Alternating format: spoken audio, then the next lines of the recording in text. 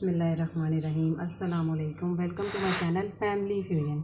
आज आपके साथ मैं पुदीने की चटनी की रेसिपी को शेयर करूंगी। चटनी बनाने में इंतहाई आसान होगी और खाने में इंतहाई लाजवाब इसका जायका है। और जिस तरह गर्मियों के मौसम आ गए हैं तो हमारा खाने पीने का दिल नहीं चाहता।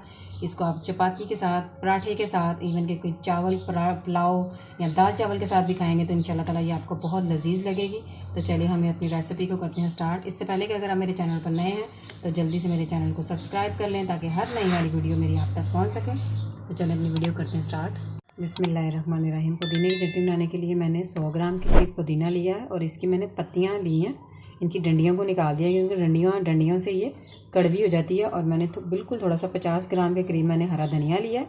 इसकी मैंने पत्ते लिए हैं, डंडियाँ मैंने निकाल दी हैं। और ये लहसुन की कलियाँ हैं जो 7 से 8 हैं, छील लिया मैंने। और ये 7 से 8 हरी मिर्चें हैं, ये मोटी वाली हैं, ये कड़वी बिल्कुल भी नहीं है, इसलिए मैंने ज़्यादा इस्तेमाल किया। आप इसमें कम ज़्यादा भी कर सकते हैं। और एक अदद हम इसमें लीमू का लेंगे और इसमें 1 टीस्पून मैं ज़ीरा ऐड करूँगी और 1 टीस्पून ही नमक ऐड करूँगी। नमक आप अपने हिसाब से हस्बे ज़रूरत, हस्बे जायका ले सकते हैं। तो अब इसकी हम मेकिंग करते हैं। पुदीने की चटनी बनाने के लिए मैंने ग्राइंडर जग ले लिया है और इसमें मैंने हरी मिर्चों को मैंने थोड़ा कट कर लिया ताकि वो ग्राइंड होने में आसानी हो। इनको हम डाल देंगे और जो पुदीने की पत्तियाँ इनको हम इसमें डालते जाएंगे और साथ ही हम इसमें धनिया भी ऐड कर देंगे।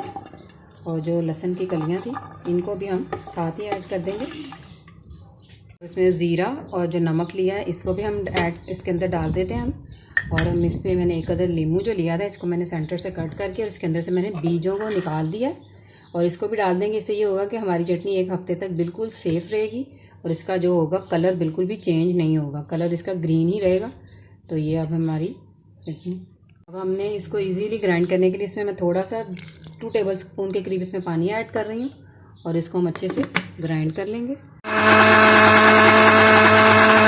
पुदीने की चटनी हमारी बनके बिल्कुल रेडी हो चुकी है, ये देखें। अब इसको हम डिश आउट करते हैं।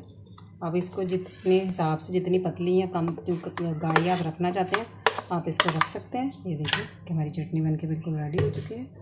पुदीने की चटनी बनके हमारी बिल्कुल रेडी हो चुकी है। तो उम्मीद करती हूँ कि आपको मेरी आज की रेसिपी अच्छी लगी होगी। तो इंशाल्लाह मिलते हैं नेक्स्ट वीडियो में। Thank you.